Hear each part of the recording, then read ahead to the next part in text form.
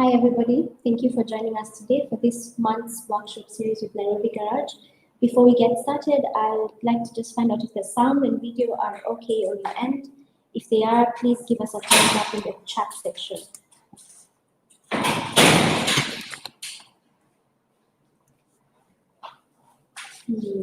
Waiting to hear from people about sound.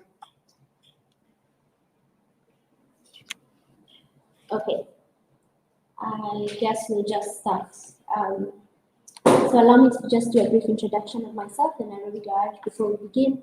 My name is Simone Asta. I'm the community manager of Nairobi Garage at Karen.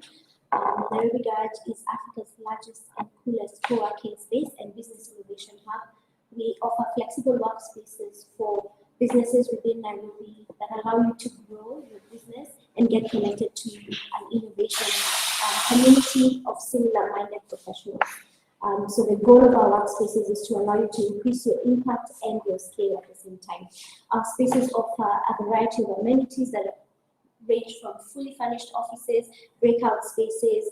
We offer reliable internet, portable tea and coffee to keep you alert, and of course, access to community events such as this.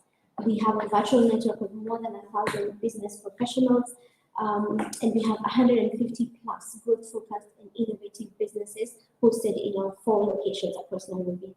We have bi-weekly events, community events where members get to interact, and currently we have 4 locations in Nairobi at Kilimani, Westlands, Spring Valley, and Karen. We believe that co-working drives innovation because whenever people share co-working spaces, they tend to co-create and innovate things they wouldn't do on their own and are all about collaboration. So we host workshops every month, which is just a space to allow businesses in our communities and our members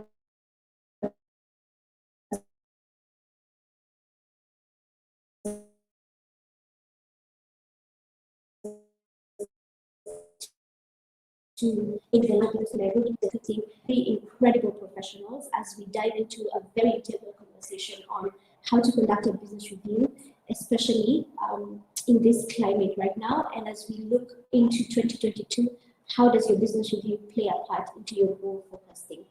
Specifically, we want to give you a 360 approach and kind of offer a unique perspective to business review that has not been approached before. So we have the pleasure of having 3 panel speakers with us today. We have Mike Otieno, who is the co-founder for Wowzy, which is a leading multi-channel media and entertainment data company headquartered in Nairobi. We have Lilian Girichi, who is a strategy and leadership specialist at Kyoko & Associates, and she has headed many trainings on leadership, finance management, business development, resource mobilization, and so much more. We also have Ken Vichinga, who is the chief economist at Mentoria. Ken is actually one of our members here at Nairobi Garage in Westlands. And today we have the privilege of having all 3 of them take us through a very integral conversation around business review. We encourage you to engage with us in the chat section. Give us your comments, your questions there, and put in the questions tab so that we don't miss out on them. We'll have some polls running along as we go along. We request that you engage with us because this allows us to capture the audience, specifically where you're at in your business. But feel free to jump on board with us. We're excited to have you here. Karibu.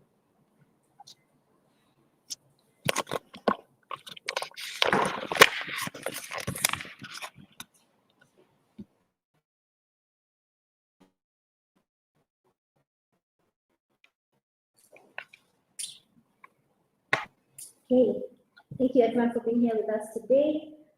I will request our panelists to introduce themselves. Maybe we can start with Lilian because the ladies first. Well, thank you, Simone, for this opportunity. My name is Lilian Girichi. I represent a company called Kyoko & Associates. We are a business and management consultancy firm. We are one-stop shop for accounting, audit, tax, compliance, and now training and business solution, which is what I represent now. Thank you. Thank you, Lilian. Mike, and then we'll finish with Ken.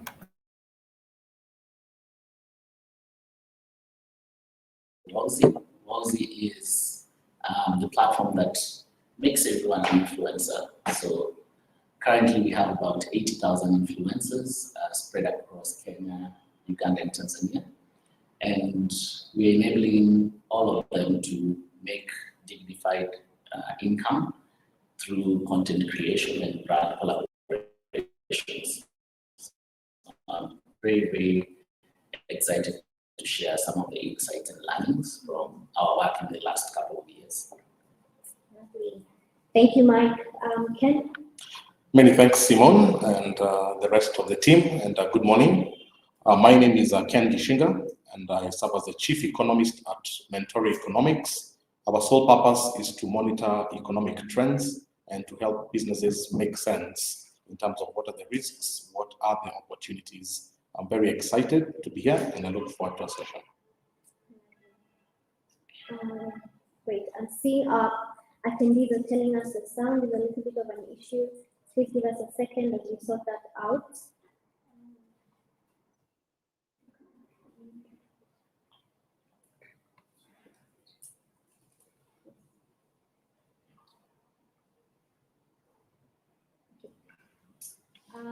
Great. So allow me to dive in and start the conversation with, we know that there are very common traditional business review questions that people talk about. For example, what were your achievements in the last year? How did those achievements affect your company? What were your setbacks? I was hoping that each of you could maybe shed some light on what are the common ones. Maybe in your own experience, in your own fields, what are some common business review questions that you see businesses tend to focus on? And you can start from there and then move forward. Mike, maybe you can start for us. Yeah.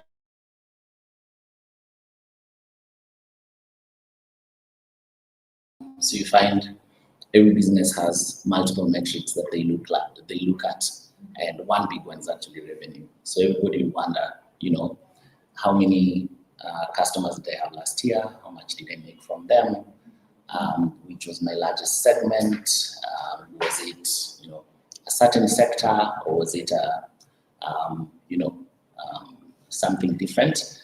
And I think one of the more interesting ones I've seen early this year is some business even doing an 80-20 sort of analysis, where they wonder, does the Pareto Principle, can you tell us, apply in business where 80% of your revenues actually come from a handful of people? And when you zoom in and start doing such reviews, then very interesting insights come out of that. Yeah. Okay.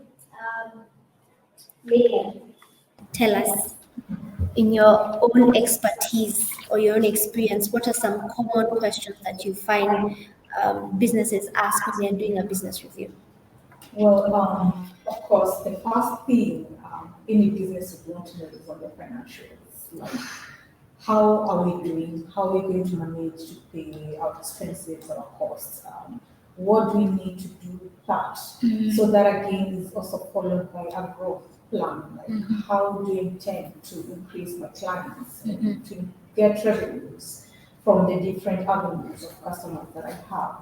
So thirdly, most questions is, how am I going to achieve this? You have all these plans, you have your financial plans, you have your targets, you have your growth plan, but how are you going to achieve that? So those are some of the questions that come up, but of course, critical thinking is a very important aspect for you to be able to get to understand what you want for your business.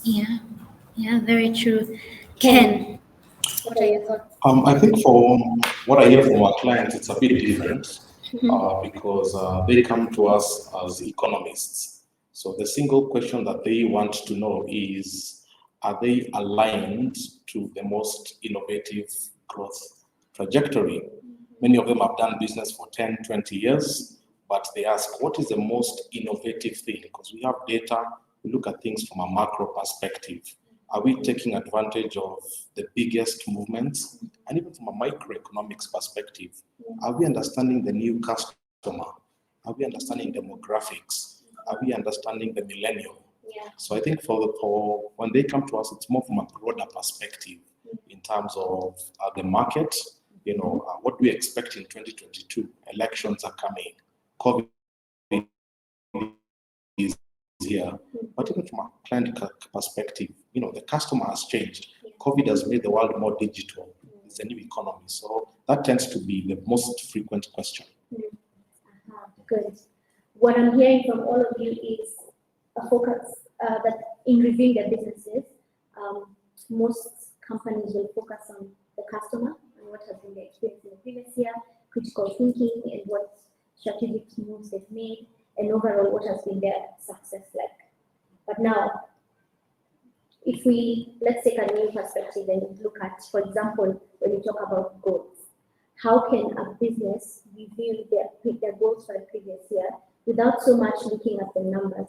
Is there a new perspective they can take on their goals? For example, can they look at assumptions that they made last year when they were working on their goals? Are their goals big enough? Are they bold enough? Or are they aiming small? Do you feel like this is something businesses can look at when they're handling their review? Lilia? Setting of goals, of course, looking back is the best way to have an approach at it. But we also need to remember that these are changing time. So looking back is a part of it. You also need to look ahead and understand where you want to be. So for example, when you're setting a goal, you can say in the last year I possibly did this much. You're looking at your financials. But I would want to see a situation where we're looking at it like 360 degree all around. So it's not just about financials. It's you have 4 pillars, which I also add on to one. So you have finances, you're looking at it in the financial angle. You're looking at your clients, you're looking at internal business processes, you're looking at your people, your staff. So besides that, there is what is happening in the environment. So looking back alone cannot help. You need to be very much aware of the environment, and that's why we have people like Ken bringing in the aspect of economy. And for businesses, for you to plan, you really need to know what is happening in the business environment. You use tools, SWOT analysis, but that is not enough. You use PESTEL, that is not enough. Stakeholder analysis, it needs to be a combination of all to give you a clearer perspective. So it shouldn't be based or anchored to the past only. It should be a combination of several aspects for you to be able to get a proper plan. Yeah, true. Ken, what do you think? I think that's a great question. One of our clients last year was a hospital, and they wanted to understand how do we target the new patient, the modern patient. And they realized the typical young millennial patient does not want to come in queue on the day of. If you could have an app that they can do it from home the day before and they're scheduled. If you can reach them through influencers where Mike can come in, that's very strong. So we realized people are starting to realize even the goals are changing. The typical old hospital, it used to be about how many patients are coming in, but now it's how are you serving your millennials? They don't have much time. They're very busy, but they have a lot of information already. So for me, goals for what I call the new economy, I think it's an area that I'm very passionate about, where I really think about demographic change and how to serve the new customer. I think when it comes to goals, it's an interesting topic I've been reflecting on, and a few words that have come across as a leader and an entrepreneur. One of them has been the idea of having BHAGs, which was coined by a Harvard professor. So big, hairy, audacious goals. So are your goals scary? Are they big enough? Are they hairy? Are they scary? If they don't scare you, then is it going to even drive alignment or excitement in the team? So I've heard about that. We've seen Google trying to push that thinking and talking about moonshot thinking, where your goals are moonshots. A lot of the times, it's really to drive alignment and to inspire people. And they give an example of JF Kennedy when he talked about, in the next decade, we're going to go to the moon. The technology wasn't there. If I give you a sense, the computing power that was used to take a man to the moon is way much less than you have on your, normal phone right now, right? So if you think about that, goals are extremely important. There's a lot of psychological research that shows that people who set goals or companies that set goals outperform those that don't. So I think for me, it's just to emphasize the importance of early on in the year, business sitting down and writing their goals. It's funny, I don't know what it does, either it talks to the universe or when you write something down and you look back at the end of the year, a lot of the times you actually achieved most of the things you said you would. So I think that act, I wouldn't emphasize it enough, is business should take time to think about their goals. They should try and make them stretch so that they stretch the team, they inspire everyone. So they should be meaningful, they should be inspiring, and try and also to put some metrics around it. If you want to, I know some of the goals I've seen is businesses, having those performance goals, but also having more social impact type of goals, where you're seeing companies thinking about what's our carbon footprint. For example, are people putting off lights, blah, blah, blah. So I think even though we overemphasize the financial ones, my thinking is that fundamentally people are looking for meaning at work. So leaders should also think about goals that drive meaning, drive excitement across the organization. So, yeah. Fantastic. I love that example you given for JFK, saying that they wanted in a decade to be on the moon, and at that point they had no computing power to accomplish that. But they had a big. And I think what I'm taking away from is the importance for the goals to be strategic. So there's a lot of analysis to the goals we're setting, but also the importance for these goals to be focused on the customer and what is relevant to them right now. Not so much what does your company itself want to do, but what does your customer need of you.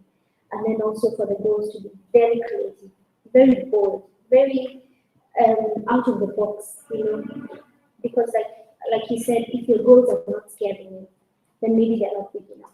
Yeah, I love that. Now, Lillian, you mentioned something that I wanted us to delve into next. You talked about the importance of the team. And I wanted to know, when you're doing your business review, how important is it to assess your team? Yeah, to ask, do you have the right people in your team? For example, how much power are you giving to your suppliers? Are you outsourcing the right tasks? The balance between having consultants versus full-time employees, all of that. When you're doing an internal assessment, how important is it to evaluate your team? All right, you mentioned two things there. So there's employee data and the power with your clients and suppliers. So I'll start with the employees. There's a caption that I will very much since the beginning of the year about your employees. They're actually your greatest customers. Treat them the way you want them to portray you out there. So when it comes to employees, I would possibly say, or I would actually advise being a trainer, business trainer. Your employees are key aspect of your business. Mm-hmm. How do you choose or know the kind of person to join your organization? Mm-hmm. It all goes back to your plans, your business plans, your strategy in a fancy word. Look at your goals, look at your plans. Do they align with what you want when you're conducting those interviews? Mm-hmm. Go to another aspect of what do I have right now? Am I going to achieve my goals with the kind of employees that I have? Goes now back to succession planning. Mm-hmm. I want to be here in the next 5 years. Yeah. What kind of a leader or manager do I want to lead my organization in the next 5, 10 years? Mm-hmm. So those are some of the assessments that we need to be doing. So it's not angled to one part. education background. It's important, I don't disagree, but you also need to be aligned in one direction. Yeah. Your person, your people, and your vision and mission for the organization. For the second part, I don't know if you want to discuss more on how much power you give to your suppliers. So that is a very interesting aspect. How I would interpret that power of suppliers. You have one supplier. God forbid, Kerry, with what they're doing, shuts down this supplier. You have one sole supplier. What happens to you? You have this supplier. I am a competitor coming in very strong. I will go to your supplier. I want to kick you out of the market. Go give a competitive amount on what you're supplying. Of course, this business, they will definitely go with the highest bidder. So when you're talking about how much power your supplier has, there are some aspects that you should be doing. So when you're doing your plans, you have that supplier, among others. You need to have or to balance it or to ensure that you have it right for you. So you're not really giving one power to one supplier. Then again, when you're doing, let me just now take a deep dive. When you're doing supplies, it's part of planning. You need to understand what your projections are. How do I get to fit in or to fill in my supply the stock level that I need. So yeah, so that is a deep dive, but let me stop it at that. Okay. Mike, I want to find out from you, how important is the team? Sorry, how important is the team to the overall success of the company? Yeah, I think the team is the single one critical factor for success. In my case, we think of our team as very distributed. So it's a distributed team. We have about 7 nationalities already. And it's quite interesting. You even have to start thinking about things like culture and its country culture, which is a topic. The Nigerians behave a certain way, Kenyans behave a certain way, Ukrainians behave a certain way. We have an American who's very, out there and says what he thinks. So those aspects become very critical. Culture and the capabilities that you're looking for. A few things have guided our, team and recruitment process. I think one of the main principles I've had is constantly hire people who are smarter than yourself, which most startups and medium companies avoid. So you might find in the early days, you tend to just hire more junior folks, maybe interns. But if you really are ambitious enough with your goals, you start realizing that experience plays a very important role in terms of the kind of teams that you have. So in my case, we've always hired, we call it punching above our weight. And you realize when you do that, the kind of expertise you bring in, it's the kind that tells you what to do versus you telling them what to do. And I think there's a quote by Steve Jobs where he said, hey, hire people who are smarter than you because they'll tell you what to do. And as a personal example in a business, this is the most important resource. Take a lot of time to think through it and punch above your weight. It's something that we've seen has worked for us. I love that. I love that you mentioned the importance of diversity in a team. Do you feel that this has improved your business performance in any specific way? So we've actually seen, and I think this is post-COVID, where people can work from anywhere. Someone can be in a boat and they're still online.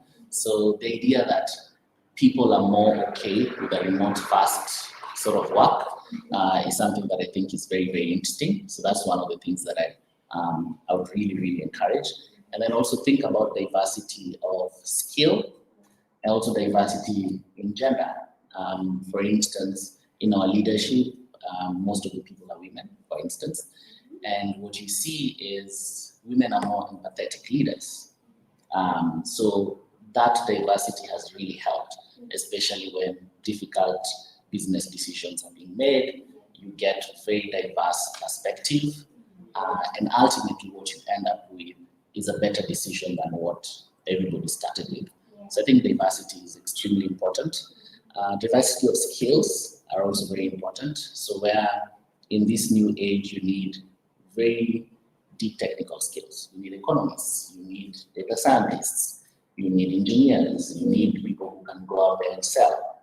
And you realize that the unit that gives your customers the best output is actually a diversity of so many different skills. A lot of which, as a founder, you just don't have. So it's almost trying to figure out how to get success through others, and therefore culture becomes a very important thing as well to bring this together. And or the suppliers ones. I think what Lillian and Mike have said are absolutely spot on. I think maybe what I can only add is the importance of chemistry in a team. There was a time we just used to look at CVs, and you get people with first-class honors in economics, but we realized that the chemistry is far more important. So that interview process, being able to know the person behind the paper, sometimes you find somebody who maybe on paper might not be the most qualified, but there's, when you talk about behavioral economics, that's a whole field of how people understand empathy, how they understand relationships. So nowadays I place a bit more of a premium on building chemistry. And find people, but often it's also not the smartest people in the room, but they also bring this very unique mix. They ask questions that nobody wants to ask. So for me, I think it's that holistic thing that I think I find it interesting. So I think my takeaway here when we're talking about the team is the importance of diversity, and not just in terms of gender, but also in terms of skills and culture. Also, we talked about chemistry, or what people in talent acquisition call culture fit. So you need to make sure that the people you're hiring actually fit into the company culture, which again begins with what is your company culture. So that's one of the things that you can assess when you're doing your business review for the previous year. What is your company culture? And I think the people that can probably tell you this the best is your team. And then I like what Mike said, that you have to hire people who are smarter than you, because obviously if you're looking to go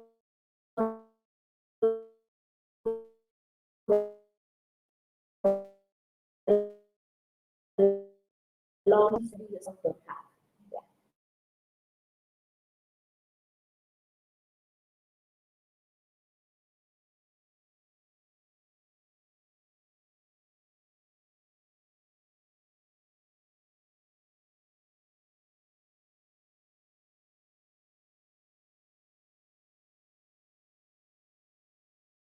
So it's a very exciting round of investment. So Mike, tell us. Yeah, I think one of the smartest ways to begin, which is how we also began, is just starting with an idea. I think that's a very strong place to start. And then what you find is typically a business starts being funded by the 3 Fs. They call them family, friends, and fools. People don't really care.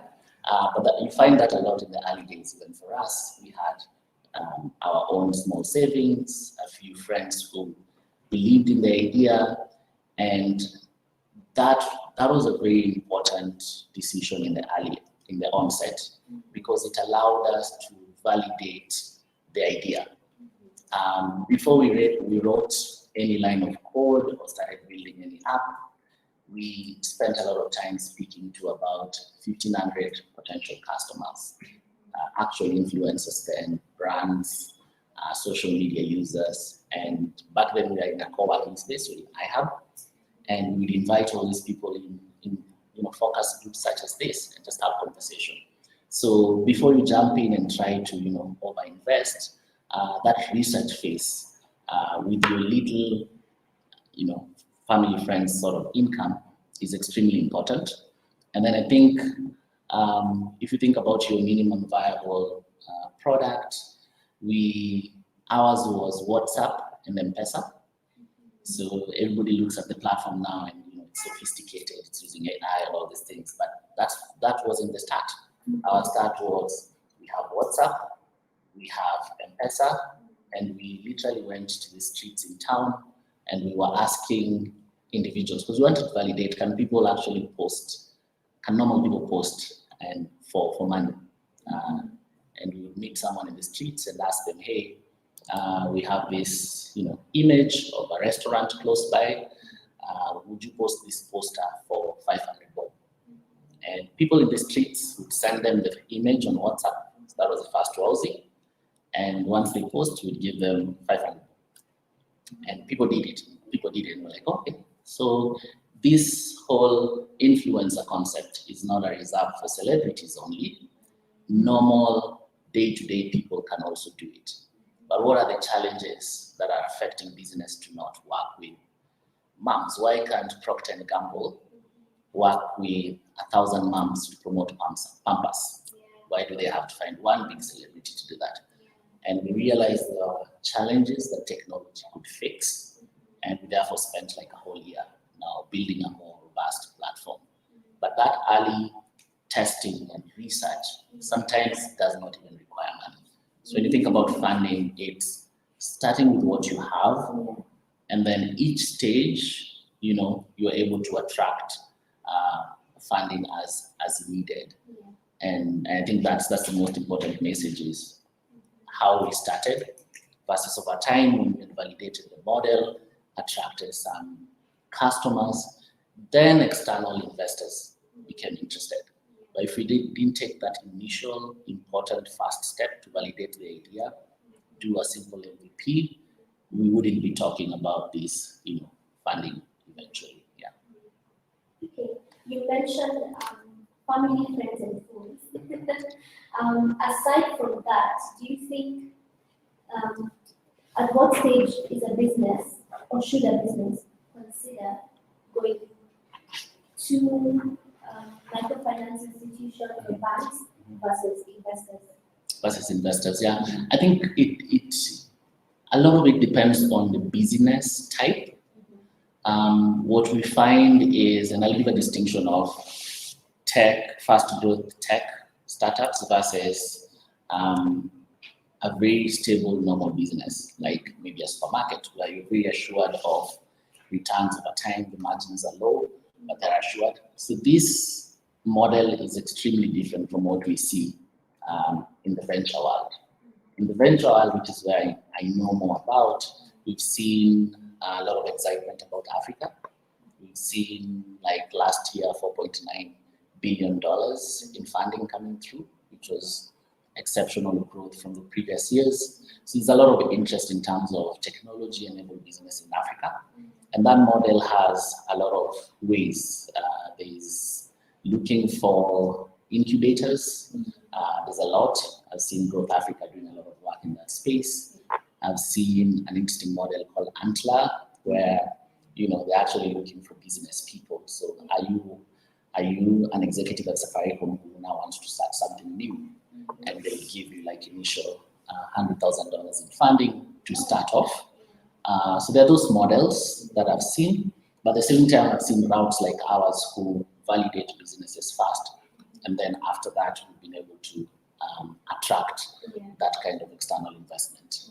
In terms of a business that's stable, the banks, microinsurance, they actually love that ability to know, hey, you have recurring income and there's predictability. Our side is a bit do or die, to be fair. You do it, it will happen, it may not happen. People don't talk about the grave of startups. There's so many startups that died. So that's the reality of that side. So you have to find people who are very high risk appetite versus institutions that are more, let's look at your last 6 months, how did it go? And therefore be able to advance you alone. I've seen people even using circles and so on and so forth. So I would distinct the business models and then think about where I fall, and that would advise me in terms of which financing models I take up. Yeah. Fantastic. Thank you for that answer, Mike. Can you want to add anything? I think it's a tale of two cities. I feel like if you look at the Nairobi scene, one question that I often ask I was asking some people last weekend, what's the difference between a startup and a new business? And sometimes people are not able to explain that question that I asked people last weekend is what's the difference? Quite a bit of good conversation in the startup space, tech-oriented business can really scale globally, and the funding really has really improved over the last few years. But if you look at 95% of businesses in Kenya, this is a small bakery, for example. They operate in a more traditional sense, where the founder puts money from the chama, and when the chamas actually become a big source of savings for these businesses and start. So I'm privileged to see both worlds, where people talk about the Series A, Series B, Series Cs, and just your traditional businesses that really have been driven by nothing but blood, sweat, and tears. And both of them are extremely rewarding. Both business founders, I find them happy with how things are going. And for me, I think my play would be to the local banking sector, because that's the monopoly of money, to be able to also have time for that, because they make the 95% of businesses in the country. Lovely. Lillian? Well, I would like to continue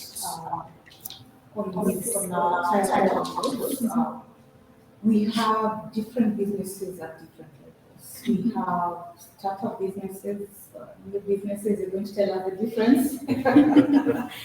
Then we have the already existing businesses, and then now we have already the mature businesses. So depending on where you are, you need to actually assess your financial needs, your financial targets. Again, identifying the right partner to work with. It also depends on your business model and at the particular level that you're in. So there's so much there's so much going on with the tech. So if in the tech industry or in business, there's so much funding going on. Agribusiness, same as energy. So there's so much going around it. So when it comes to level, mid-level, or a company that is heading towards maturity, you have options of businesses. You can look for investors to work with you. At maturity, you can possibly be looking at expanding again through banks and other forums that are there. So it's also very important to understand the business model and what levels you are at to determine the right partner to work with you. Fantastic. I see we have a question here, and actually, Mike, it's directed at you. You mentioned the 80-20 principle, which is a phenomenon that Sharon is trying to understand. What are your thoughts and experience with this principle, and is it practical? Yeah. So some part of our book club was telling Ken, and that's the current book that we've been reading. So it was interesting that when I was doing like an analysis of my company's performance last year, I hadn't read the book.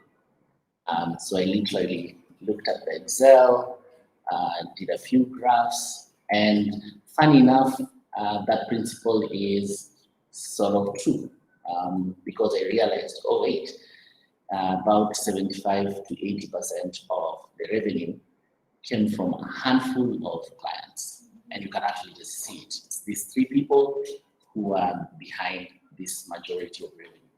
And I think for me, it's been practical in the sense that I did the analysis before I read the book, and when I looked at it, it's helped us to become more targeted and focused in terms of our most important resource, which is also beyond people, it's time. That's the one thing you can't, everybody has the same time. So we realized, oh wait, we're actually not spending enough time going deeper with the people who are already giving us a lot. So if I give an example, it might be a company like, give an example, a random example, maybe like Diageo, and Wells is working with Diageo on 2 brands, but they have 33 brands. Then you realize there's opportunity to go deeper with a few people who are giving you the majority of income. And you might find that you're actually spending a lot of time with people who are not giving you as much. So for me, it was a chance for prioritization and just appreciating which sectors were most useful for us versus which ones were not. And it will help you realize, oh wait, in our case, FMCGs are a big area and they're finding so much value in our model. How do we now retarget this year our sales team to focus on the wider FMCG space? So if you think about it very practically, that deep dive helps you appreciate the current state. I remember someone was giving an example, they're part of a company when they realized, oh wait, they were wondering why they used to do many activations in Nairobi versus other cities. But when they zoomed in, they realized, oh, most of their revenues are coming from this particular place. And when zooming further into Nairobi, it was certain outlets.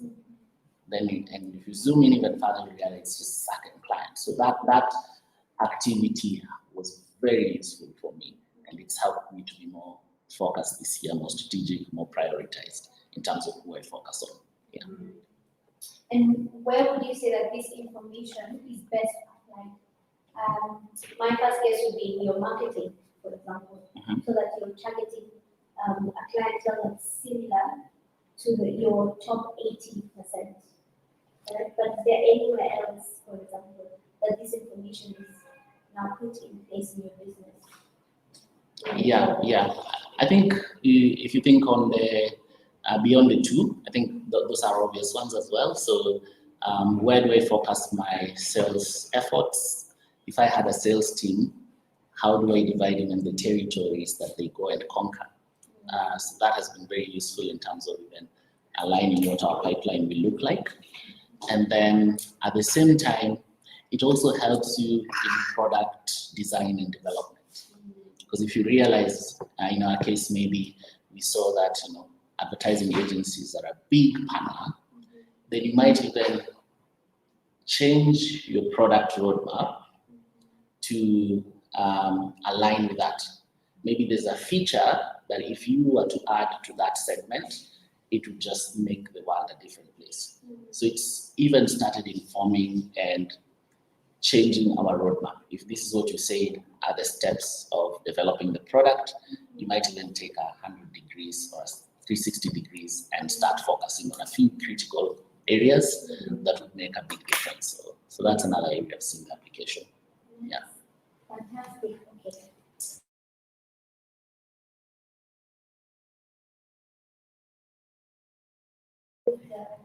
Is it practical to focus on your clients that are bringing in the most revenue, or would it be smarter to say, let me cast a wider net and see if I can turn my 20 into an 80 as well? It's a bit of both.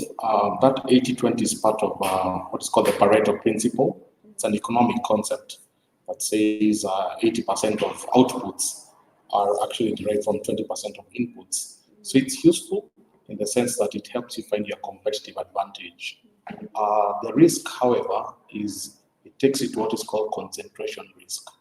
And if you look at the banking sector, you find the big corporate banks that had a few corporates later on were overtaken by the equities and the KCBs, which really reached out to everybody. So it's tight, but you also have to make sure you're not, it doesn't introduce a concentration risk where those 5 people really hold you by X. And really, if they don't make a decision, you're done. So it's also part of risk management. So it helps, it's useful in the sense that it helps to find your competitive advantage, but you also have to be very cautious that you're not at the beholden of just a few clients, especially in the marketing space where you find So many of these creative agencies really are dependent on one or two, three big brands. If these three want to change, almost the whole industry will change. So it's a balance. Yeah. Okay, nice. I like that. Lillian, I don't think. I think what Ken has said makes a lot of sense. That power you give to your customers can be a risk for you. So it's important, however much you do that, which is very good because it brings out the element of focus, which gets you to where you're supposed to be. So again, it all comes down to risk management. When you're assessing all that, you need to have, or to be able to know what will happen in case this happens. Yeah, that's a good concept for achieving your targets. True. Okay, so my takeaway from that is that when we're looking at the customer, it's important to identify who are the clientele that are bringing you the 80% of your revenue, who are bringing in the most percentage of your revenue, and how can you make sure that you are targeting your marketing and even your product design to suit similar clientele so that you can reap the most out of that market. But at the same time, it's important to make sure that you're not giving so much power to this clientele, the few clients who are bringing in that 80% of your revenue, because then you put yourself in a concentration risk and you stand the chance of having these clients uphold your entire business if they decide to walk away, for example. Okay, good takeaways. So let's talk about innovation. So as a business, and you're reviewing your previous year, you're looking at the next year, what do we need to assess in terms of innovation, technology that's out there, social media, and I guess in that sense, with that same line of thought, product differentiation. So how do you differentiate yourself from the competition through the use of innovation and technology and social media? Here, I'll let anyone start.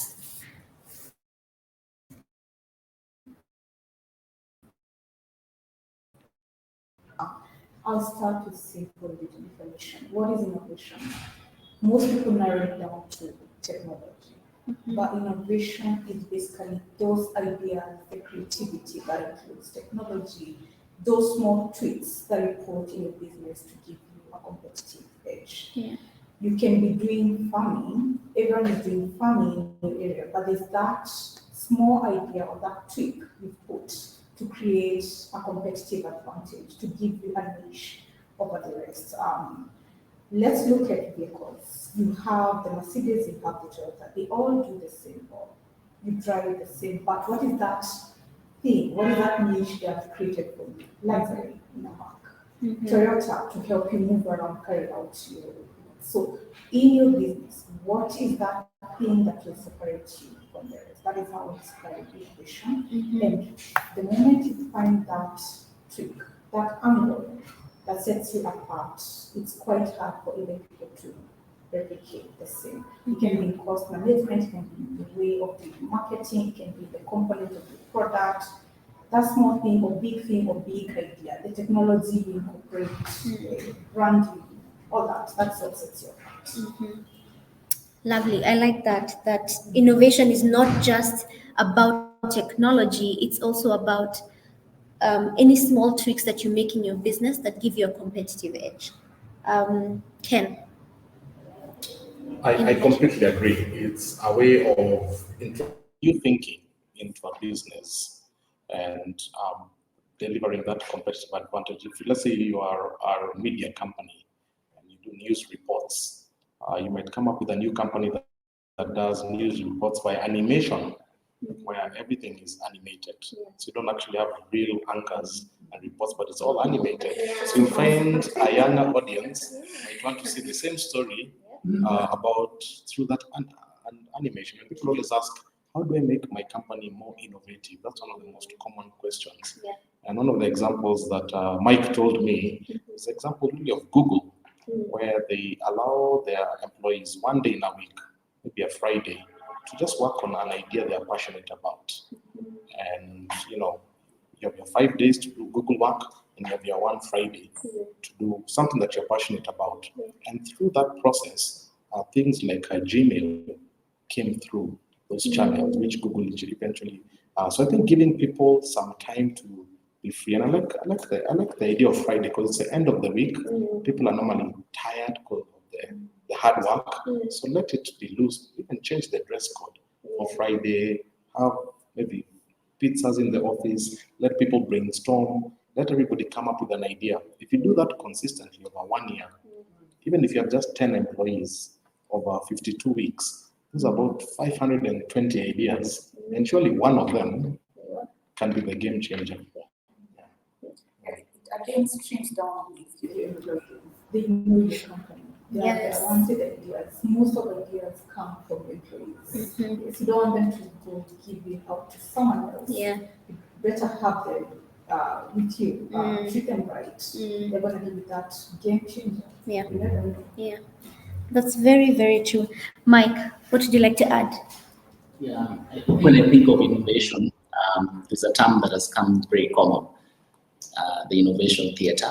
So, and there's even a Harvard article that talks about many companies are now engaged in innovation theater versus actual innovation.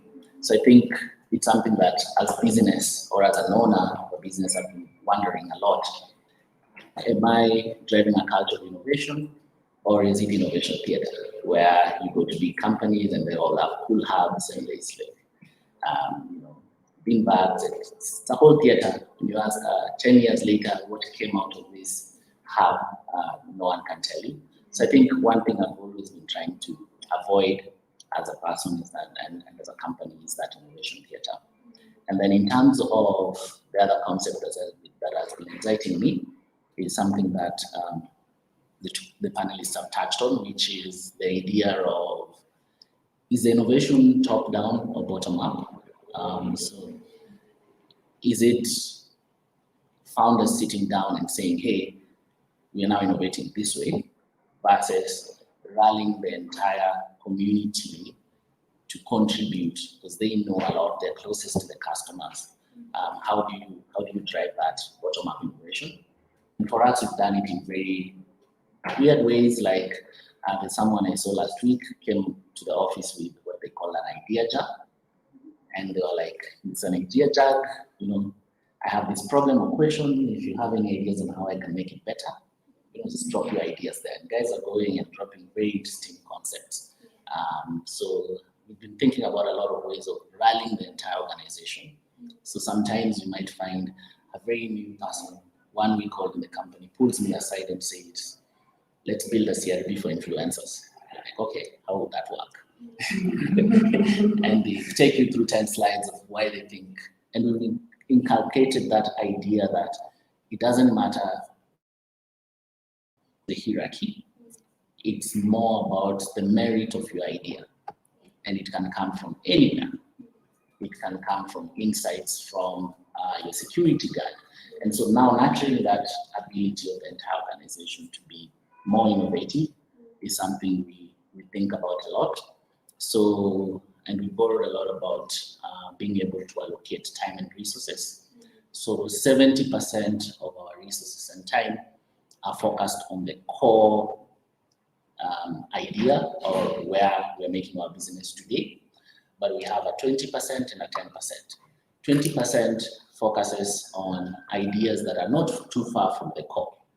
They could be not too far from what we're doing today in influencing, in creator economy, but they're slightly a twist. But we have a third area, which is 10%, and that's the gray area, where we just allow people to do weird things. Like, it doesn't have to be related, bring something in healthcare, bring something in what, and we call it the Wowsy Lab. So that helps a lot to spark very new connections that people would otherwise not think about, or very new business models that people wouldn't otherwise think about.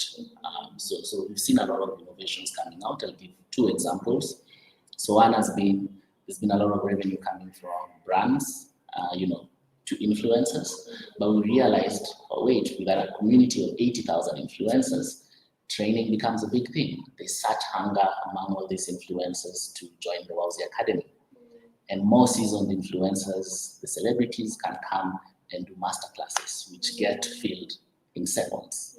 We're even flying out one celebrity in Kenya to go do a masterclass in Tanzania because they saw what happened here. They're like, hey, we also want to learn content creation.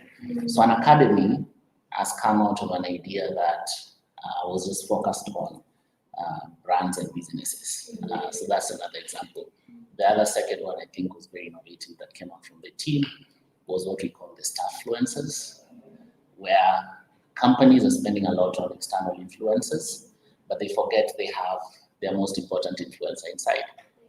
So we've seen companies coming to us to turn thousands of employees into influencers.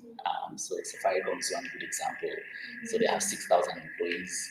If you think an employee has an average of 1,000 followers, that's 6 million followers. If you can go to the market and you find out how much you pay for a 6 million reach, but you actually had it internally. So these sort of things are starting to come out of the environment and the framework we've set up to enable innovation to come from anywhere. It doesn't have to be a founder's thing only. It could be anywhere in the company, and you just need to inculcate that culture of innovation. I love that. So let me sum that up. So we've said that innovation goes beyond best technology. It brings more things that go into your business that give you a competitive advantage, and that this innovation can actually come from your team.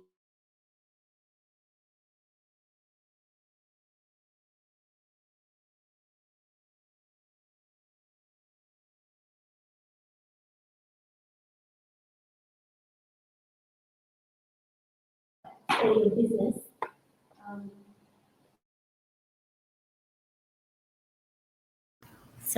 No one understands your product or business better than your team.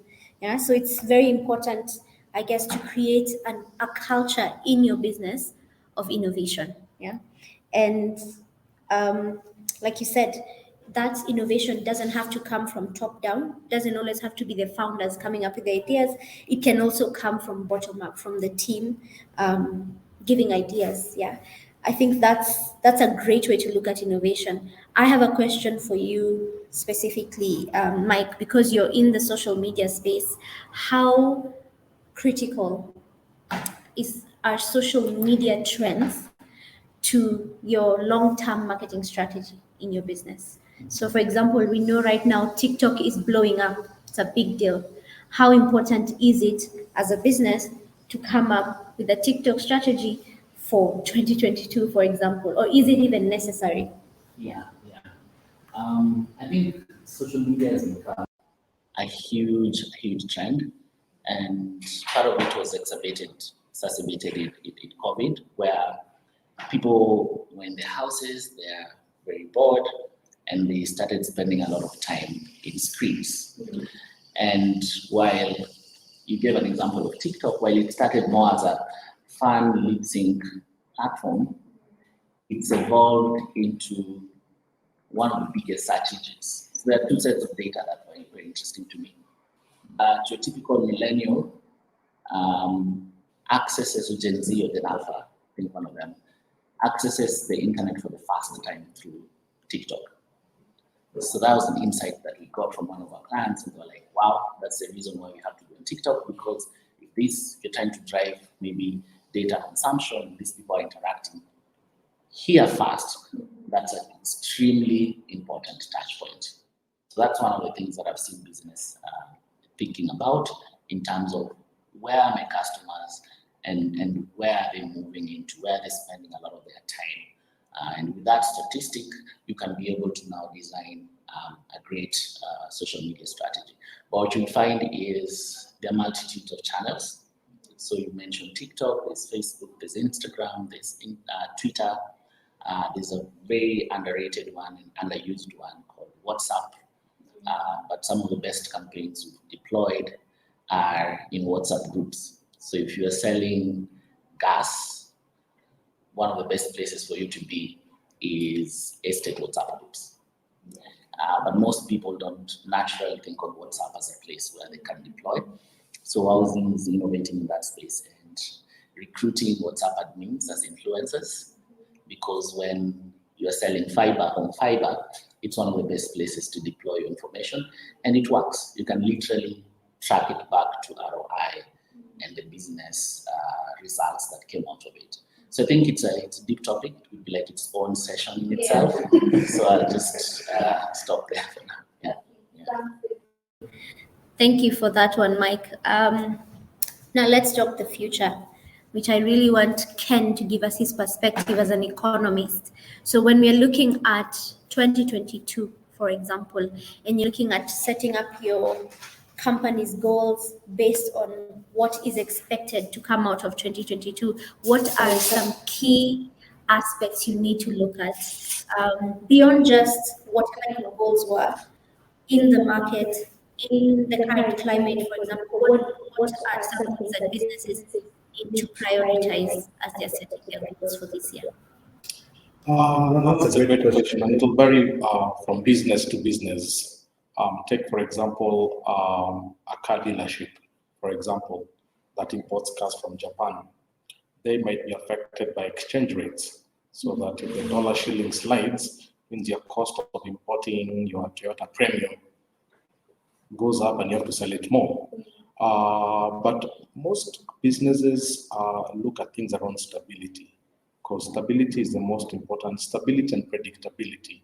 So in a year like 2022, the two big questions we get are typically around elections. How will the elections play out? Will it create a disruptions? Will we have those Machozi Mondays that we saw in 2017?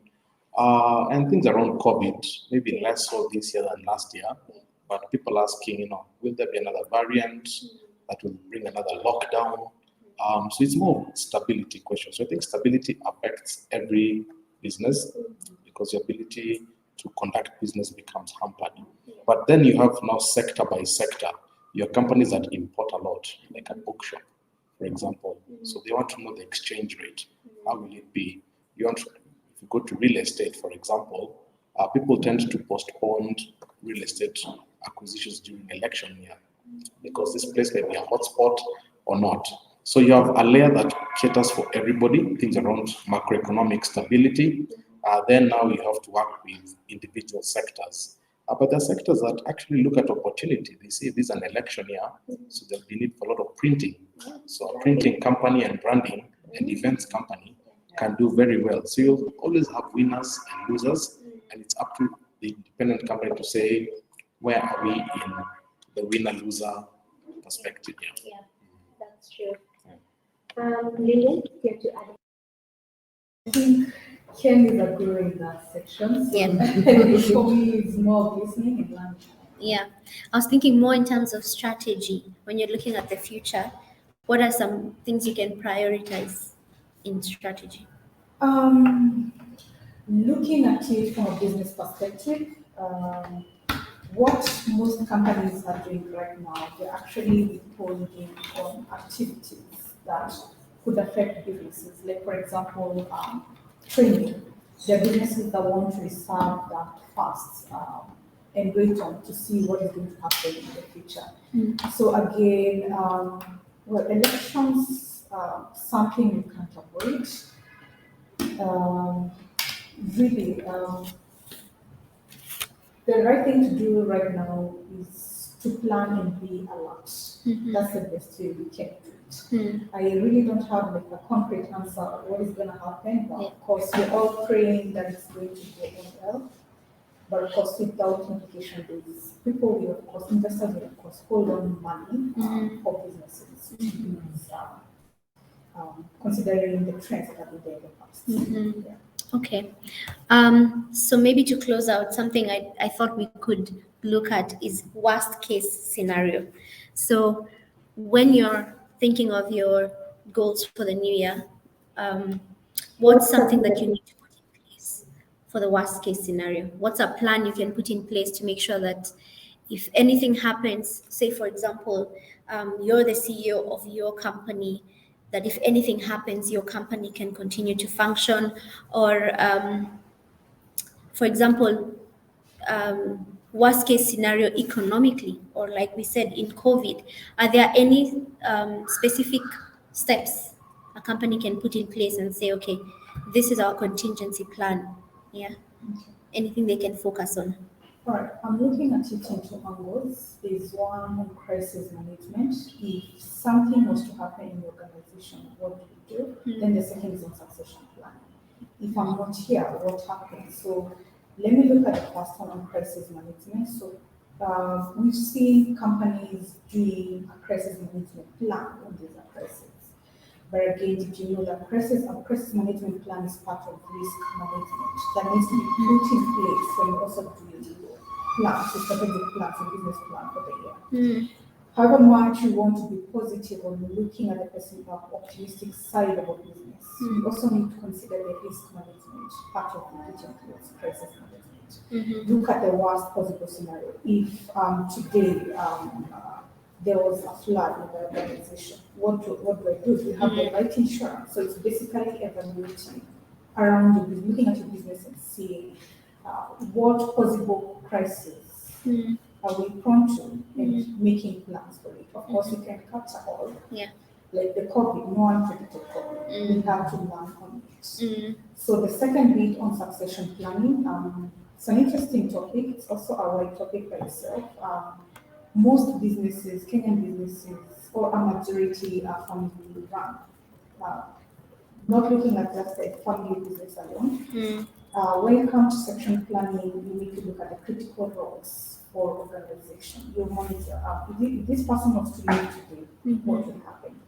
If I got bedridden today, what would happen to the organization? So most businesses are suffering from succession planning. So with that, the best solution would be to plan with it. If you don't have capacity in the organization, it's best to work with strategists, HRs, expert consultants out there to help you with input and those. But really, they are critical documents or aspects to have in place and let people know or people are aware of what is supposed to happen. So I can also give an example of a good company that has done the succession planning now. You can look at Safaricom, when the late Bob passed on, who took on the helm. It was called Joseph. So it didn't take them long to quickly plug in someone to hold fort until they get someone else to do this. Yeah. Good example. Thank you, Lillian. Ken, do you want to add What anything? Lillian said is really about the founder's risk. Typically, so much is vested in the founders. They have the the picture, they have the strategy, and the question is, if the founder, as you say, is unwell for a week, does everything come to a standstill? So that touches on risk management, and sometimes risk management can be so theoretical, but I always ask business founders, supposedly you are to say, this week I'm not available, let the business run as it is, then come back next week, see what are the gaps, what dropped. I think if you do that over time, you'll be able to see the areas, and you'll find for many businesses, especially small businesses, it's very difficult to move on without the founder. But I think those small steps of the founder taking a week off, seeing how things cope, then being able to build around that, I think it builds resilience within the company. And in that event where something truly happens, it's not a surprise. Everybody's able to move on.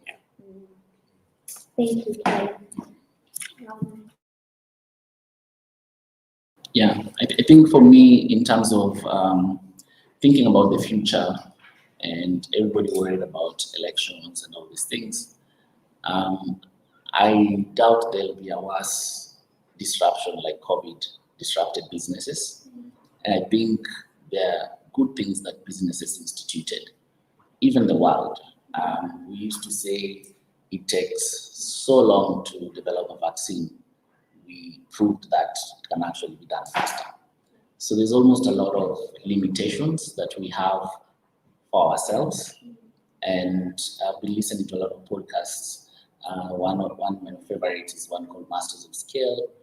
And during COVID, they started a series called The Rapid Response, where businesses realized, you can actually respond very quickly and create new business models that you never even imagined.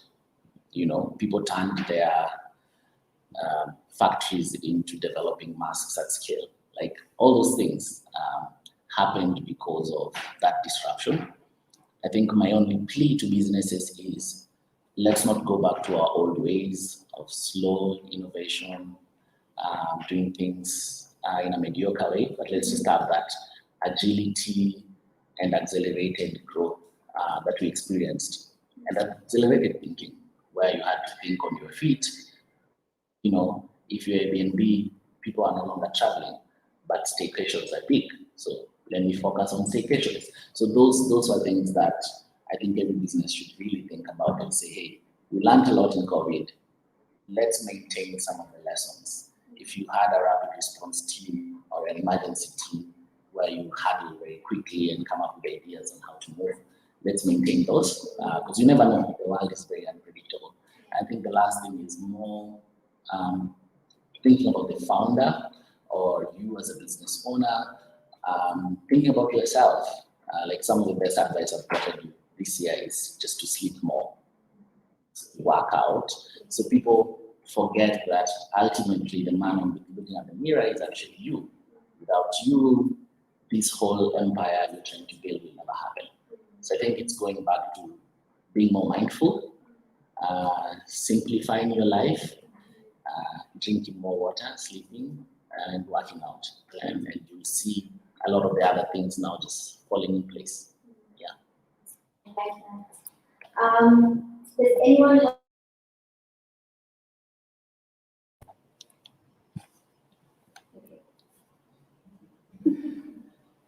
Okay.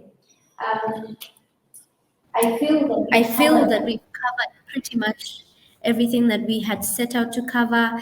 Allow me to just quickly highlight what we've talked about. In terms of goals, we've talked about having very creative goals and thinking out of the box, being very bold with our goals, but also being strategic. I like that Mike mentioned that your goals need to bring meaning at work so that your team buys into it and is able to help you go the extra mile. When we talk about internal assessment and looking at your team and the kind of people that you hire, it's important to prioritize diversity in terms of skill and gender and culture, because this adds to the rich tapestry of what your business is able to put out. We also talked about the employees being the greatest customer and, of course, investing in them for the success of your business. We also talked about different avenues that you can look at when it comes to where you can source funding for your operations. And we saw that a good place to start is always family, friends, and fools.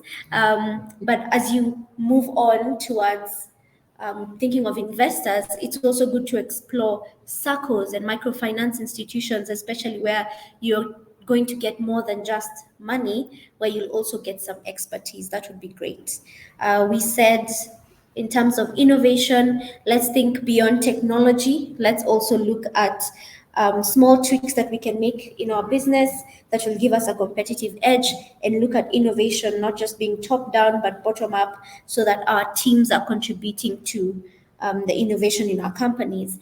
And lastly, when we talked about the future and the worst case scenario, we've talked about succession planning and crisis management and the importance to simulate some worst case scenarios, like Ken mentioned. Maybe step away from your business for a week and see what happens, and then come back and set in place some strategies to make sure that in case of such a thing, your business is able to run smoothly. I think my final takeaway would be to just keep an open mind and to focus on innovation, because that will eventually lead to accelerated growth, which is what Ken said. So thank you, all of you. I want to say a very big thank you from Nairobi Garage. Thank you for giving us your time and sharing your expertise. I'm hopeful that all of our attendees have taken away some great insights for their businesses. Like we said, this session will be available on YouTube, so they'll be able to go back to it again and again. And I'm sure it will continue to be useful even after today, even after this year, I'm sure.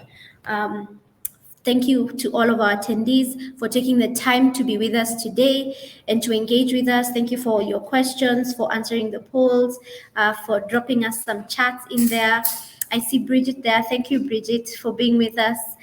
We look forward to seeing you in our new event series, which is the masterclass, which will be debuting probably in March, and we'll be doing more of this, inviting experts to share their expertise, and we hope that you'll be along for the ride. Please don't run away so fast. We will be sharing LinkedIn handles for all of our speakers. I see Mel has already shared for the speakers, so attendees, feel free to share your own in there as well, so we can connect on LinkedIn. Asante sana, everyone. This was wonderful. I'll see you again soon. Thank you.